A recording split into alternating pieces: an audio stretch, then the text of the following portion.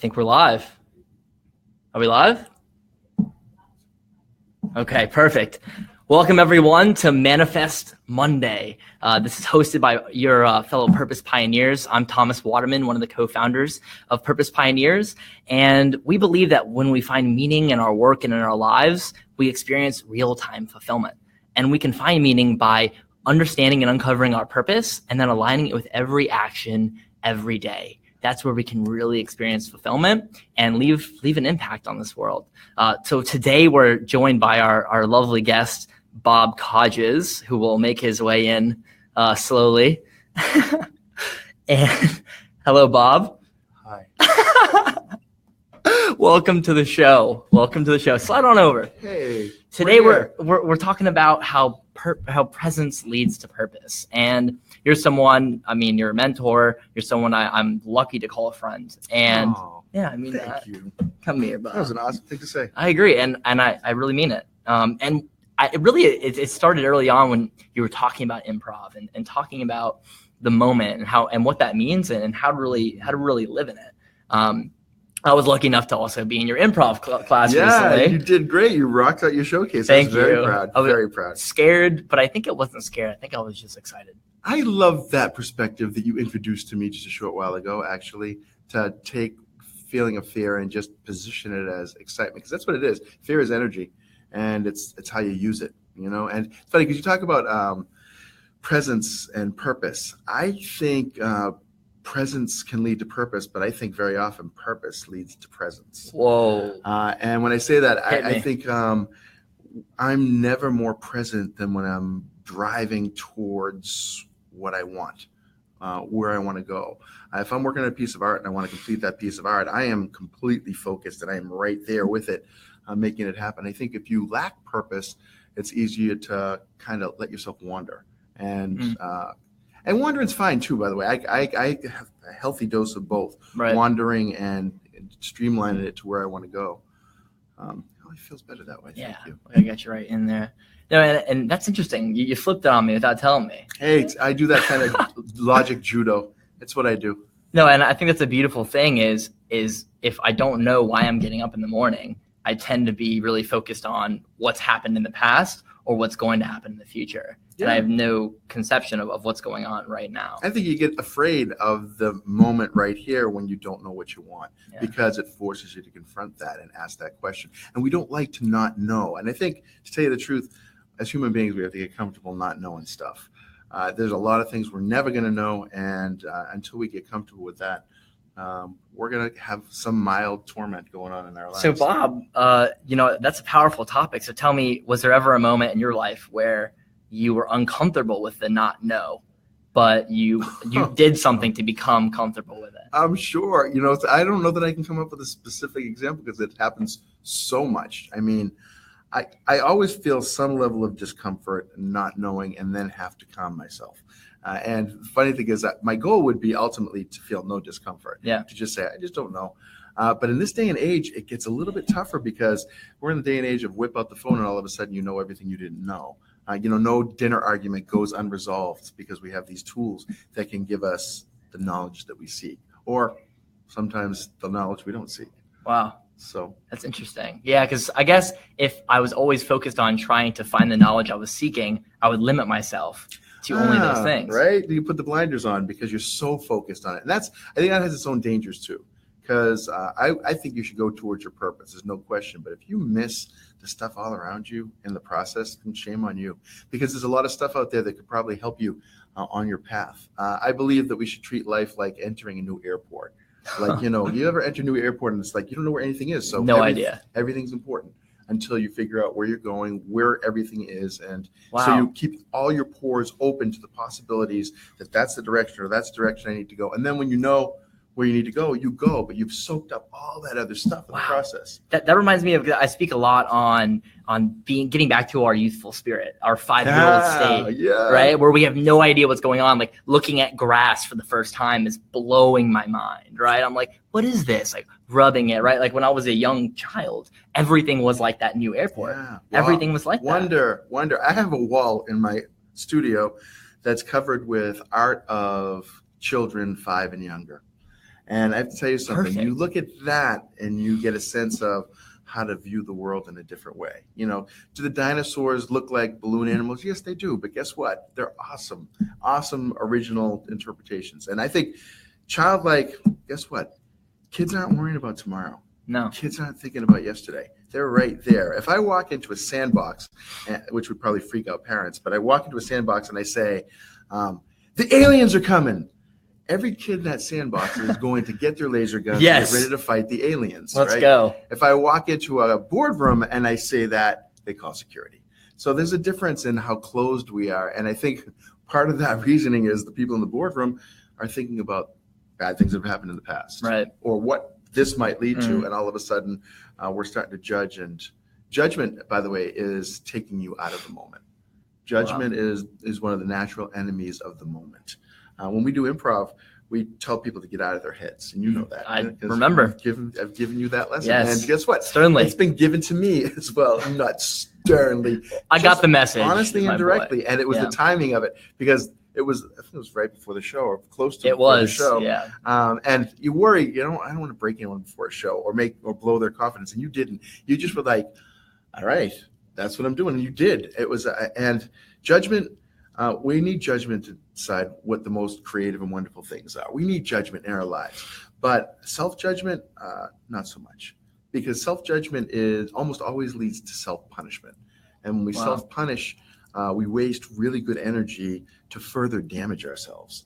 Doesn't serve us, essentially. No, at all. And here's the thing: if you figure out how to find your way out of self-judgment, you teach the rest of the world how to not judge you.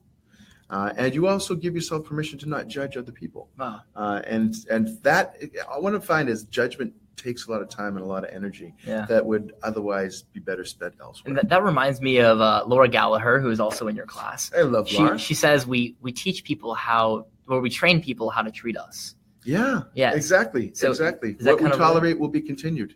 And I think part of our challenge is people are afraid to just love themselves.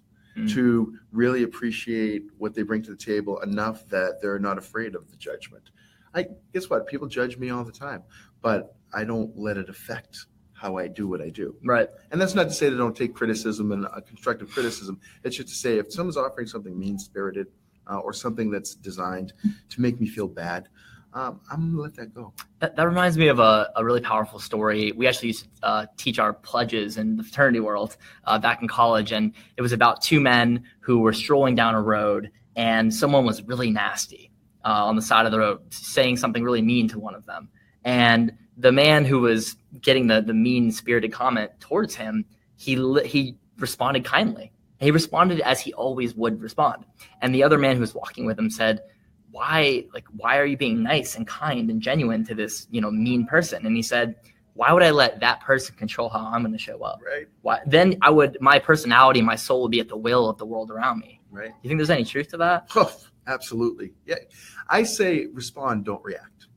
And you get to choose how you respond. Wow. Sometimes the only thing that we get to choose is how we respond. Wow. And how we respond reflects on who we are, not on who they are. And so, if you allow them to drag you down to their level, shame on you. You have then given them the control. They say that the pilot is the one who knows where the buttons are, right? I don't want them pushing my buttons. Wow. You got to know how to operate. Yeah. So back to this boardroom thing, because you said you've been in a lot of boardrooms. I have. Right? Because not only are you doing improv on the stage, but you're doing creative facilitating in boardrooms. I am. So how do you walk in there and get these executives thinking about purpose, thinking about being that creative, youthful spirit? How do you walk in there and break them down and allow them to be themselves again? First, there has to be a willingness. They have to actually have some desire to go there, because you can't change a human being who doesn't want to change. In fact, you can't change another human being. You can only help somebody to change themselves. And so what I do is I I create an environment that says this is going to be different first. So I'll line the walls in colorful hand-drawn posters with the themes of the day and some of the ground rules of the day. I'll make sure that they understand the purpose of our meeting together. I lay that up front on the agenda, the desired objectives for the meeting, and kind of an overview of the day so they understand how we're going to go. And then I go through ground rules, and I actually have them agree to the ground rules as we're moving forward. What are some of those rules that you like to throw in there? Participate, which sounds like a silly, obvious one, but the point is, if they're in the room there for a facilitated experience, they have to be participants. So I need them to actively engage in the process. Honesty. We need people to tell each other the truth, even if it's an uncomfortable truth. I don't believe in brutal honesty.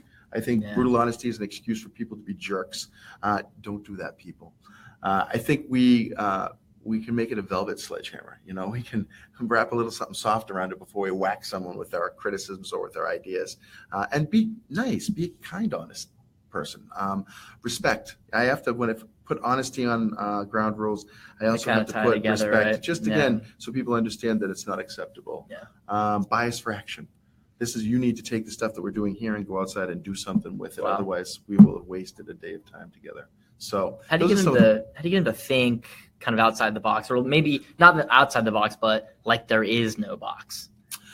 Well, I do a talk called Burning the Box, which is about eliminating your creative barriers. Beautiful. And, to live outside the box requires you to establish a bunch of new habits. So I can't really claim to completely blast down the borders of their boxes during an individual session, but I can do it temporarily. I can do it for a short time. And then if they choose to practice those principles, they can keep the borders of those boxes down. I tend to revert to games. Because like improv games, like the ones we played. Very much. And the thing is, when you play, you learn how to be someone different. You put yourself into a situation. When you're playing, you're kind of forced to be in the moment, like it or not. True. And so when you put them in that situation, the barriers start to naturally drop.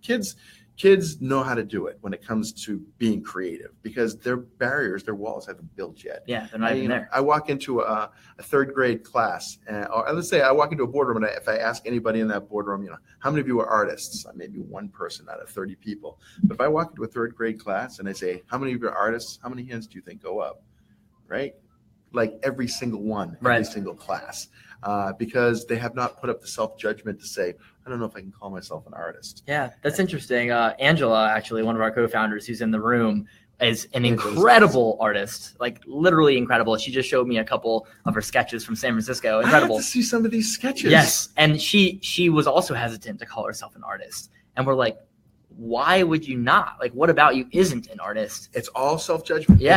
It's all just saying, I'm not sure that other people will accept me as an artist, so I don't want to be the one to call me an artist. And it's another one of those examples of you teaching the world how to treat you. If you say I am an artist, they're going to start looking for the artist in you. Right. I say this having not called myself an artist probably for the first 25, maybe even 30 years of my life. And I've been drawing pictures since I was a child. I mean, a very young child. I took my first art class when I was 42. Hey, like that, outside of high school and grade school. But I didn't call myself an artist either, and I know it was because of self-judgment. It was me thinking I'm not worthy of that title. Right. And here's the thing: even when you're a professional artist, and I am, there are always other artists that will blow your mind and make you go, "Why am I doing this?" Wow. But I agree. It's not a reason to stop. It's a reason to work harder. Yeah, why compare ourselves to anyone else? Like, we all have our own story, what makes us special. And just because someone might be a little better at a certain craft has nothing to delegitimize what I'm doing. Exactly. It's like, I have $20 and you have $100. Well, guess what? I still have $20. You could have $1,000 now. And now $5,000, the value of my money stays the same. Exactly. That's same powerful. Thing. Human currency, people. Spend it well. Oh, wow. You just talked about currency. Currency, is that a good thing? Yeah. So, well, here's the thing is when we think of currency, we don't think of the US dollar. Well, we think that's one form of currency, but really what we're doing all the time is exchanging currency, right? Yeah. You showed up because of our relationship currency. Yeah. It's funny too, because now I feel like I don't want to call it currency anymore because the origin of that is money. right? The urgency of that is it the concept. I don't know for sure. I think it's not. And the thing is, when you call it currency and then you make people rethink what that means, now you've gotten on their side, talking about what they usually talk about, and pull them over. You know what I'm saying? Yeah, I talk about judo. Okay, so someone should be looking up currency right now. Yeah, I'm sure one of your wonderful partners. My mom's on here, so she could probably. Hey, how about it, people? Your power of the interweb. Use that. But again, I look at it and say, I agree. I agree that there are more than half of what I do for a living, I do for free. Okay, people say that's a stupid business strategy because I'm not earning when I could be earning, and people will value what you have to offer less if they're not paying for it. That's a lie. People value it for what it is because of what it is. Wow. And I'm not afraid that the next person is going to say, I won't pay you for it because that other person didn't. I can justify the people I give it to because they're causes that I care about, the causes that my clients care about. And most often they are great people doing good for the world. And the currency that I get for that is karma currency and love currency. And you probably get more business too, right? I do. Although it's funny because you can't really work out the timing or the logic of it. It's very often I'll do a project, a free project for somebody, and then way out of left field, someone will show up and say, I'd like to hire you to do this. There's no connect the dots between what I just did and what came about as an opportunity. But I know that there's a connection. I know there is. And guess what? The gratitude itself, just of people being helped who haven't been asked to pay, it's a lovely thing. Usually it starts with shock. You know, what? Yeah. And this isn't what society normally does. Right. That's guess powerful. What? Let's not be normal. Yeah. And I think about, you talking about like putting yourself out there and speaking your truth and like, what is it you love to do? Calling yourself an artist, right? Yeah. That allows people to now, whenever they think about anything art, think of Bob, right? Well, and that's the key, I think, is too often, since we're afraid to talk about what we believe in, we never ever get what we want. Because if I put it out there now, because I put out my purpose, Alex was like, that's exactly what I believe too. And now we're business partners. Angela was like, this is exactly what I believe. Now we're business partners. We're good friends because we have a lot of alignment in values and purpose, right? And because I was able to put that out there, I was able to get you to come today, right? And I was able to do everything I've been able to do. So I think there's something to just putting it out there so that then the universe can align. It's like tentacles, you know. You can't engage somebody else if you don't have something out there. This is my impression of an octopus. Pretty good, right? Yeah, keep going. Yeah. Subtle. You have that chi motion down. That's the way octopi move. Octopuses. I don't even know what's right and what's not, but I'll bet Clayton Ferrara does, because every time I try to use the plural that involves an I, he corrects me. Does he? Yeah. Do you know Clay? Yeah, we're actually going to be working together doing his video for Ideas for Us. Dude, I was just talking to him a few minutes ago and asked him if he had someone good to do his video, and he said yes. I know he does. Yeah. Good. That'll be us. That's beautiful. That is good. My mom said it's octopuses, and she's totally wrong, I believe, but it's okay. I think she might be right. Oh, no. My whole life is a lie. Or is it platypuses or platypi? Oh, we have a definition of currency: system of money in general use in a particular country. Pachoom, I believe. Oh, you win. All right, Bob won. Feels so good to be right all the time. Honestly, yeah. Like, that's an attitude. Be right all the time. By the way, if you're keeping score, you're not in the moment.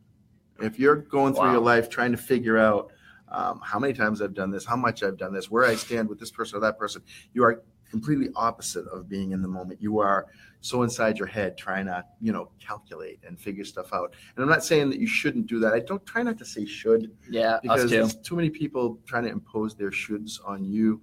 And so I'll pass on that when I can, but forgive me if I use it. It's like the word try. My friend David Rosowski has made me question the word try, because what is it? He says it's nothing.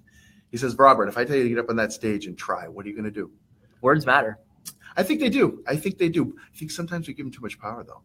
I think sometimes, there are certain words that if they're uttered, they just cause outrage and shock. And it's like, I believe that's why they were spoken that way. Right. And it's really in the eye of the receiver, right? The eye of the beholder, I guess. The eye of the receiver. I don't know what We'll take it. We'll take it. But I agree with the word try. That's something we really don't use. Sometimes it does happen, but it does kind of delegitimize what I'm out here to do. It like delegitimizes the action step. Almost. There is no try. There is only do. Do not. Dude, Yoda I have a Yoda thing hanging from my mirror in my car. Yoda thing. Could you be more specific? I'm picturing an emasculated a Yoda man. He is a figurine hanging from my mirror. Action figure. Yes, indeed. But they're not dolls; they're action figures. Touche. Yeah. But there's something about him is that he doesn't. What I love about Yoda, we're going on a Yoda rant right now, is that he doesn't project anything on to you. He just asks questions, and for you to discover things for yourself. Mm-hmm. And does that relate in improv at all when you're taking people through the exercises? I think self-illumination is the only form of illumination, really. I can tell you something, but until you receive it and you decide that it's true for you, it doesn't become yours. And I think he practices like the Socratic method, getting to where he's going through questions. I also think this very Zen kind of I don't know if it'd be Buddhism, but a very Zen feel to that character. Yeah. The simplicity of his words, the fact that he speaks them in different orders, okay, which makes me think, I never thought of this before right now, Thomas. I think this is fantastic that it's happening right on your show. English is not Yoda's first language. So the question is, what is Yoda's first language? Because he clearly hasn't mastered the English language. Right. Because he mixes the order of the words, which says to me, there must be another language in Yoda. What was his native tongue? Do you think it's something that actually exists in this world? I think it's Aramaic, to tell you the truth. That's just my guess. I just said that because Aramaic's an old language and it sounded mystical, like I knew more than I know. I think it did. It sounded very intelligible. Well, that was the language supposedly that Jesus spoke. Aramaic. Yoda kind of is that figure as well, because Jesus was someone who, from what I've heard, is someone who led people and didn't tell them what to do. He inspired them to lead. And he created leaders. Robe, sandals. A little bit of hair. The connection is wow. The connection. Did we just discover that Yoda is Jesus? People, how lucky are you to witness this discovery? This is incredible. This is what happens when you're right in the moment. He's a hell of a guy. I'm a Yoda fan too, though. I really do, and I think I do think that the principles that he shares, like no try. SAC Comedy Lab, we used to give away pins that you pin on that had try with the circle and line through it. Because if you approach an improv scene like you're going to try to do something, it's not going to be as effective as just getting out there and doing it. I agree. Whether you succeed or you fail, you're doing something. Yes. Okay. There is that try. And it really is. It is a thing, but the try mindset tends to hold people back. It gets people to judge themselves. It gets them because halfway through you're like, am I succeeding or am I not? Yeah. Those who are just doing it, and they're doing it. And that reminds me of the Facebook Live show. I mean, this is our third episode. The first one we had, you're number 3, and you're actually our first guest. Bob. I feel He's so our first honored. Guest. First guest. And we are so thankful. Well, when you hit the 1,000th episode, I'll come back all gray and bearded and Yoda-like. We'll do that. I'll actually wear the costume. But that reminds me, because our first episode, the video quality was awful and it was messed up. Our second episode, we cleaned that up, and then our third episode, we added the logo and the cool Manifest Monday thing, and we really, because we were saying we're gonna do this. I mean, trying could have been like doing a fake one or whatever it was. We said, we're going to do this. And every time we just dove in and leaped, we found our wings on the way down. Yeah.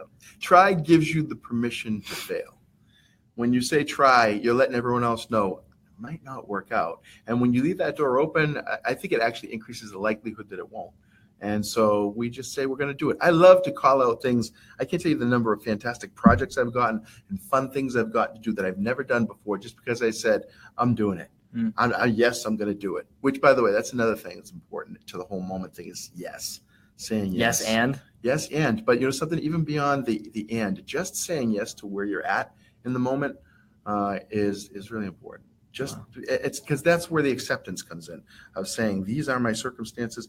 This is where I am. And from there, you can make good judgments as to where you need to go in order to get where you're going. Wow. If we deny the reality of where we are, if we don't know where we're starting from, it's a lot harder to figure out where you're going. Beautiful. So, Bob, do you have any final thoughts for us? Any tools or tips that anyone can use? What the final thoughts? We're wrapping up the show, and then we're going into our 6 feet deep. This is our final. What's on your tombstone, Bob? I will not have a tombstone. I will be cremated, and I will be mixed into a delicious meal for all of my family unwittingly.